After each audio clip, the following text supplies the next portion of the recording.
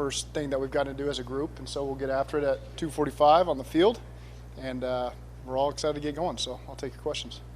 Zac, what's the situation with him and Joe? Just a little hamstring, so we'll see how light or severe it is and take it from there. Is that one of those things that every year the test gets somebody? Is that kind of one of those things? Yeah, you just never know what's going to happen, but it's one of those cases. Pretty high percentage of guys perform well in conditioning. They did. Yeah, guys came back. They taken care of their bodies over the course of the summer and ready to go. So Joe being back? Sure, that's one way to put it. Yeah. You don't expect him to be out long term at this point? No, we'll see. I mean, it just happened yesterday, so we'll figure it out. Zac, Joe talked about doing some things mechanically different with his footwork, as far as lifting and stepping. Mm-hmm. How much is that because of the knee injury? How much of that is just the natural looking at mechanics from year to year and kind of tweaking some of that? I think that's some stuff he probably liked to do just after watching him play on tape last year. So those are things he spent a lot of time in the offseason doing. Allows him to get the ball quicker in some instances, which he usually is pretty good. I mean, he's one of the top guys in the league in terms of getting the ball out of his hands. But I think just put himself in best body position to be able to make the throw at the exact moment he wants to, and he's looked good. We just talked to Trey Hopkins. His rehab sounds like it went great. But when he comes back, is he your starting center, or is there a competition with Philly? How does that work? Yeah, we've got good depth there for sure. Trey is certainly a starter for us. And, we'll ease him into this. Even though he's fully cleared, we still want to be smart with him. So you won't see him in 11-on-11 today and tomorrow, these first couple days. Then we get that day off, and then we get a chance to ease him back into it. So there's a plan in place for guys like Trey to make sure that, this is really the first time they're doing football activities where they're engaged with somebody else, and we want to be smart about how we approach that. Is there a different type of energy this year, which is the first day of camp, because of the way last year was? Can you feel pep in guys' step and just the excitement in this building today? I can. And it's hard to compare it to years past because this is just so different. Just having you guys here is different. Not everyone at practice wearing masks in the walkthrough. It's just guys that haven't been through the whole vaccination process yet. So it does feel different. I know guys are really genuinely excited and have a lot of confidence. Now we just got to go put in the work. Coach, Sam Hubbard talked about just being in a leader role now. Jesse Gates obviously assumed that role, but they're also young. Are you just really pleased at how fast they've matured and understood their role as leaders? I really have. It's the first year here. You can see those two guys, and again, they're third year in the league at that point. And so, they have to ease into the leadership process. They feel like they got to earn it before they can speak. Well, now they've fully earned that. By their play, by their actions. We're counting on those guys. They are leaders on this team, and they've really embraced that role. And proud of those two guys specifically because they've really taken a lot of ownership in this team. Go ahead. Zac, what does Jackson Carter need to do to earn a starting job? Just show that he can be consistent day in and day out. There's a lot of things that go into playing in the NFL. It's and this goes for all the rookies, but being a pro on and off the field, taking care of your body, studying at night, being prepared with questions the next day, and that's really the message to all those young players. Is in college you knew your system. You were a 3 or 4 year starter. You knew it. It was easy to you. This isn't going to be as easy to you, and so you got to spend a lot of time making sure you're ready to go. Because I can promise you, the guys he's competing with, they know their jobs and they're ready to do it, and they don't want to lose their job. So those will be good training camp battles, at those guard spots, and that'll be an interesting group to watch as we get going here. Next week we get a chance to put on the pads. These first 4 days is just helmets, so it'll really ramp up next week. How challenging is that transition from especially college tackle to pro guard? Yeah, he's practiced at all the positions before, so it's not like it's the first time he's played tackle. But I just think the transition from college to the pros just takes a little time. You got to put the pads on and see how it feels. And now you're going against, he went against some really good players in college, but we feel like we got some good D tackles he's going to go against, and that'll be a challenge for him. Zac, to a degree, is right now the first 3 or 4 days, like you said, a continuation of the OTAs mini camp, and then the camp begins early next week. Feels like pre-training camp to an extent. The good thing is our guys get a chance to get into the rhythm of the day, the rhythm of the day, in terms of when we start, special teams meeting, walkthrough, practice. That all remains the same starting today. But again, these first 4 days, give them a chance to ease into it. The practice won't be as long this week as it will be starting next week when we can put the pads on and do a lot more against each other. So we give them a chance to slightly ease into training camp. I think it's good for some of the guys. Some of the other guys would just rather strap the pads on and get going. But again, those are the protocols we have to follow, so we'll follow them and put ourselves in good shape. How much do you enjoy the forecast, or look at the forecast and know that these are going to be ideal conditioning days? There will be some heat. There will be some days where there's not so much heat. What I have learned is I try not to look too far ahead with the weather because I know it can change in an instant. So I just try to focus on the day ahead when I wake up. You spoke about the flexibility and versatility in the defensive line. What more can you do with that this season?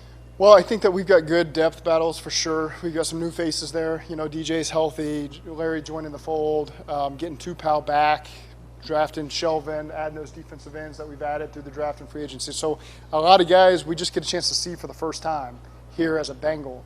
But aside from that, you're really interested to watch those depth battles too and see what guys can show up. And I'm really encouraged by that group, just what you've seen so far and how they showed up in shape. And again, a couple of those guys we got to ease into the process. Reader, Wren, and now Larry. So there's a couple guys we got to keep an eye on early, but excited to see those guys work. Over the course of the offseason, how much do you monitor those guys in those long rehabs? Obviously, Joe, but DJ, Trey, we talked to all of them today, and they have their ups and downs. How much do you stay in that contact with them during that process? It's a little bit more with Nick Cosgray, to be honest with you, because you got to be mindful of what are your interactions with the players. You're always talking about the injury. You're always talking about weight. So those are things you factor in as you talk to the players. You want to build a relationship. You don't want every time they pick up the phone, you're going to be asking about the knee or the ankle, whatever it is. And so Nick Cosgray does an outstanding job for us, with the rehab process. And so usually he's got a good pulse to those guys and stay in communication with them. Now, on that respect, how important is your relationship with Nick, and what's it been for you, like working with Nick, I guess, specifically this offseason where he's been front and center on a lot of stuff? Yeah, I think for 3 years now, that's been a great working relationship for all of us coaches, and Nick does a great job. The players have a lot of faith in him. You can tell those guys that go through the process, they come out, maybe they didn't know him as well coming into it, and then when they end the process, they're like, man, he's a rock star. And so that's been great to see. Again, I think every coach, every time there's an injury, there's frustration. They should be back tomorrow, and sometimes it's 3 weeks, sometimes it's 3 months, and I'm no different than a lot of other guys, but those guys do a great job. There's every players that come off surgery and then come off rehab, and every surgery is different every rehab. Yeah. So, talking about load management, some of these guys not doing too much, doing too early. Right. Does each player, you sit down with Nick and others and go through a totally different process for each one? Correct. Nick, Joey Bose, the position coaches. Some guys just have years experience in the league. Maybe they don't have necessarily injuries that linger over time, but you just got to take care of the Riley Reefs and all those guys who have just accumulated some years. And then there's guys coming off of injury as well. So, we follow a tier system where guys we manage over the course of the process. This is really the only 4-day stretch where we go 4 days in a row. Typically, it's just a 3-day stretch for us. So that third day, we're able to manage a lot of those guys that need managing. But we feel like we got a good process in place to help with those guys. There's usually a player or two that makes a pretty dramatic transformation in their physique from one season to the next. Is there anybody this year that really stands out in that regard? Dramatic transition, not necessarily. I mentioned this in the spring. I think T. Higgins has done a good job from year 1 to year 2. Just understanding how to take care of his body, coming into great shape in the spring. That's carried over so far from what I've seen. So he's a guy that just stands out in some ways where it's just kind of year 1, rookie year, to year 2. Now I got to get my body ready for the long haul. But there's a lot of guys that probably fit that criteria. Go ahead, Jeff. Yeah, thanks, Coach. With Frank coming in and with it's your system, was it a total revamp and a run game in your system, or was it tweaks, or how would you characterize it? It's a marriage. It's a marriage. There's things that we've done, our players are familiar with, we feel like we can have success with, things that he's got experience with, and then you blend them all together. And, there's always new terms that get thrown around that he uses that we use, and it's been great. I mean, the office setup, we share a wall, so it's not like I gotta talk above a whisper just to get his attention. So Frank and I usually, we talk about it all day. Is there too much made of the wide zone? He's like some guys are wide zone guys, some guys are inside zone. I mean, is there too much made of that? Frank is a wide zone guy. Yes, is there too much made of that? I mean, he's got a lot of various schemes in his arsenal there, and he does a great job teaching all the details of that stuff. He has a lot of experience in the wide zone, so you take that and you blend it with the players that you have as well, and what fits us, what fits our quarterback, what fits our running back, what fits our lineman. Those are conversations we've had, and you'll just see over the course of training camp what it all looks like. Because of that, he looks forward to having a conversation with you about possibly playing in a preseason. Who's this?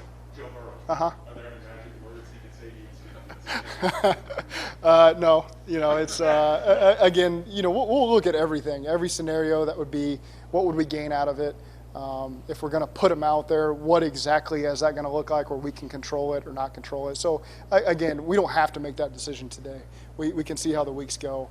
there will be a lot of thought that goes into that process, and we will make certain that he's ready to play Week 1 against Minnesota. With Joe coming off of this injury, is there any thought in your mind or any temptation to try to rein him in and not have him make so many plays with his feet, or will it be instinct that he goes? Again, that stuff tends to show up a little bit more in the actual game situations because he's not the threat of getting tackled in the pocket. You go back and you watch the tape from last training camp to see how much he actually extended the plays in training camp, and there will still be a fair amount of that. We'll kind of see how it goes, and if we need to rein it in, we will. But he's fully cleared. He feels great.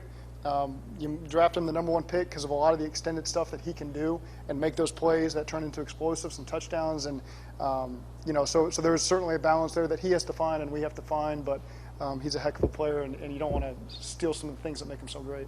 Zach, if Burrow's beating on your door, basically he's training in wrong, saying, hey, I want to get some reps Week 3. I mean, can he be persuasive enough? Like, is that a conversation you're going to have? Just keeps him one to it? It's like these conversations haven't already happened. It's first of all, he doesn't beat on the door. He's very quiet usually when he comes in, and hey coach, how you doing? It's not a big just disturbance on my door. But again, those are conversations we have every day about what our approach is going to be, and we'll continue to do that. What is the penalty if anybody gets near him? What is Well, I mean, it's football now.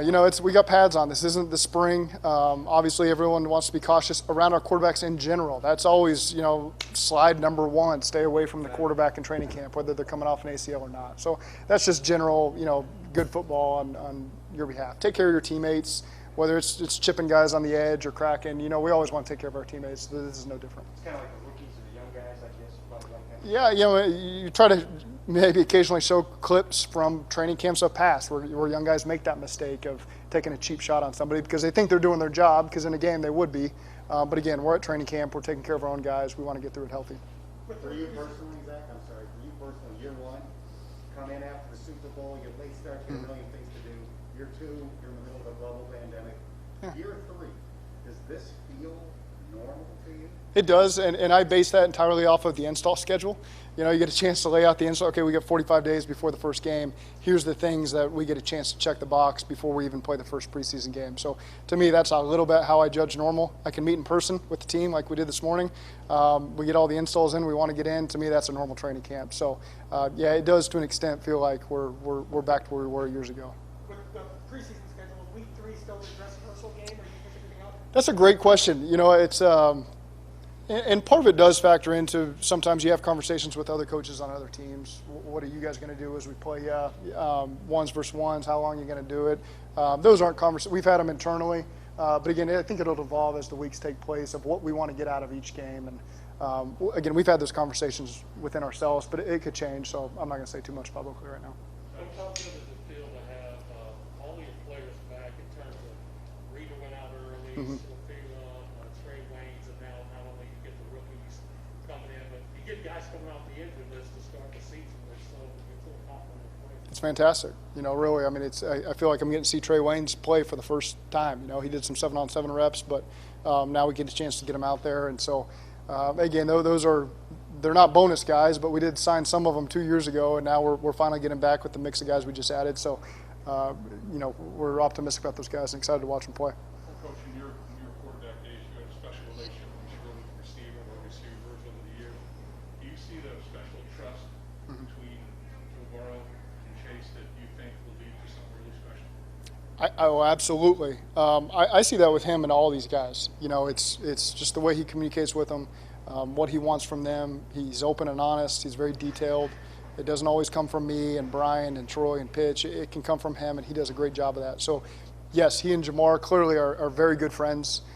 So that's just a natural relationship that they have. But you also see that with TB. You see that with T. You see that with Mike and Auden and all those guys. Joe does a really good job in that area. There seems to be a lot of external expectations about how successful this team should be in your third year. As you go into the season, how do you kind of manage that from a personal standpoint? Is that affecting the coach at all? No. You said that you probably No. I mean, every year your objective is to win the division, make the playoffs. That doesn't change. And again, we feel like on paper we got a good group, but we have done nothing on the field to earn anyone's respect or to prove that. And that just starts with what we can get done in practice and get ready through these games and be ready for Week 1. But you know, we expect ourselves to go out there and perform well and put in the work to have a great season, and we'll just let it go how it may. Is pressure different this year than your first day and your first time? No. I mean, there's pressure every single day in this profession, and I think that's why we all like to do it, and wouldn't want to have it any other way. I know you've answered this in different ways, Zach, but is the attitude different? Is there an attitude that we are going to start attacking the opponent and not let them come to us? Yeah, I think we're in year 3 of our systems here. So the players who have been here a long time have full ownership of this thing. We've added guys who have picked it up very quickly. You do want to be in that attack mode. We need to do a better job of that, being explosive on offense, getting stops earlier in the games on defense so we can play with the lead, because that is something we have not done a lot of over the last 2 years. It's not something you can run from, but certainly we feel like we have the pieces in place to start to do a better job of that. You're looking at your defense at practice as a head coach and as a play caller. How different and how much improves that defense look to you when you're calling plays and working against them? Yeah, you're excited about every position group. You know, you really are. So you look out there at that first 11 on defense, and you're excited about every single group. And you got good depth battles that are happening behind those guys. And so that's a great way to start training camp, and I'm encouraged to watch some of those battles take place. One more? One more question? When's the actual first day as Yeah. you guys? What is that? So the first 4 days, we're helmets the first 2 days, spiders, the soft shells, days 3 and 4. Day 5 is a mandatory day off, so that's Sunday, I think. Day 6 has to be helmets across the league, and then day 7 you're allowed to put on full pads. So that's the process everybody will follow. So does that be Tuesday? Tuesday, that's it. Yep. Thanks, guys. Okay, yep, thank you all.